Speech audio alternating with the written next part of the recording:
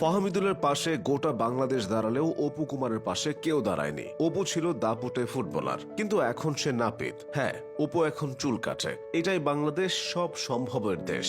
এখানে বড় স্বপ্ন দেখা যেন বিলাসিতা। প্রধানমন্ত্রীর কাছ থেকে পুরস্কার পাওয়া অপু অভাবের তাড়নায় ফুটবল ছেড়ে প্রায় 2 বছর ধরে সেলুনে কাজ করছেন। পরিবারে একমাত্র উপার্জনক্ষম ব্যক্তি ছিলেন তার বাবা। তিনি ব্যাংকের ঝাড়ুদার হিসেবে অল্প বেতনে চাকরি করতেন।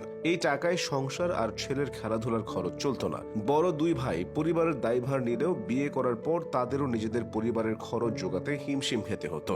তারাও ফুটবল খেলতেন, অপুর মতোই ছেড়ে দিয়েছেন। পরিবারে আর্থিক অভাব অনটন লেগেই থাকতো। এই বিষয়টি মানসিকভাবে পীড়া দিতে থাকে অপুকেও। তাই একটা সময় নিজেই সিদ্ধান্ত নিলেন বসে না থেকে উপার্জন করে পরিবারকে সাহায্য করবেন। ফলে উদীয়মান ফুটবলার থেকে তিনি হয়ে গেলেন নাপিত। 2018 সালে অনুষ্ঠিত অনূর্ধ্ব 14 বঙ্গবন্ধু গোল্ড কাপ ফুটবল টুর্নামেন্টে পাবনার হয়ে খেলতে নামেন অপু। মিডফিল্ডার হয়ে আলো ছড়িয়েছিলেন। পুরো টুর্নামেন্ট জুড়ে অসাধারণ নৈপুণ্য দেখিয়েছিলেন তিনি। অপু যখন প্রধানমন্ত্রীর হাত থেকে পুরস্কার নিচ্ছিলেন, তখন তার পরিবারের সদস্যরা তার টিভিতে দেখছিলেন। অপুকে নিয়ে পরিবারের আশাটা তখন আরো বড় হয়েছিল। অপুর পরিবারের সদস্যরা চাইতেন অপু একদিন ফুটবল খেলে জয় করবে কোটি মানুষের হৃদয়। ফুটবলার বড় 2 ভাইও আশায় ছিলেন তারা যা করতে পারেননি তা তাদের ছোট ভাই একদিন করে দেখাবে। কিন্তু বঙ্গবন্ধু গোল্ড কাপে ভালো খেলার পরেও কেউ তাকে দলে ডাকেনি, কোনো ক্লাব থেকেও সাড়া পাননি। সব সময় চাইতেন ভালো কোনো ক্লাবে ভর্তি হবেন, কিন্তু তার জন্য যে পরিমাণ টাকা লাগে সেটা তার কাছে ছিল না। ভালো পৃষ্ঠপোষকতা পেলে অপু হয়তো তার স্বপ্ন ছুঁয়ে ফেলতেন। তার স্বপ্ন মানে গোটা পরিবারের স্বপ্ন,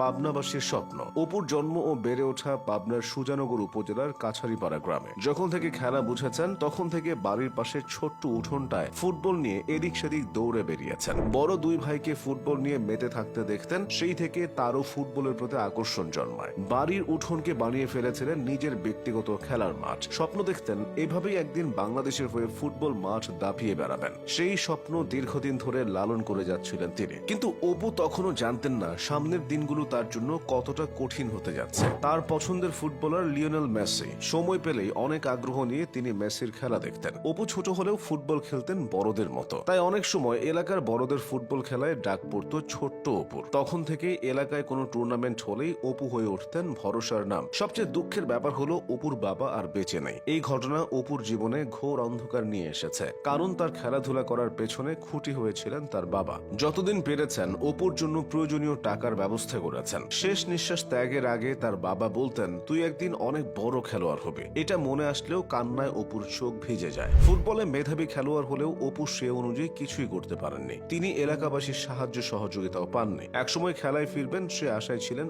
অপু। বর্তমানে বাবাহীন অপু সেই স্বপ্ন দেখতেও ভয় পান। তবে তিনি একেবারেই হাল ছাড়েননি। হাতে নাপিতের ব্লেড ধরলেও মন পড়ে থাকে বাড়ির পাশের মাঠটায়। এখনো সেলুনের কাজ শেষ করে বল নিয়ে দৌড়ে বেড়ান মাঠের এক প্রান্ত থেকে অপর প্রান্তে। আশায় আছেন একদিন দেশের হয়ে খেলবেন। কিন্তু যেখানে ফাহমিদুলের মতো সুযোগ সুবিধা সম্পন্ন ছেলেরা ঝরে পড়ার আশঙ্কায় থাকে, সেখানে অপু কিভাবে টিকবেন? কিন্তু মানুষ আশায় বাঁচে। অপু কতদূর যাবে তার সময় হয়তো বলে দেবে।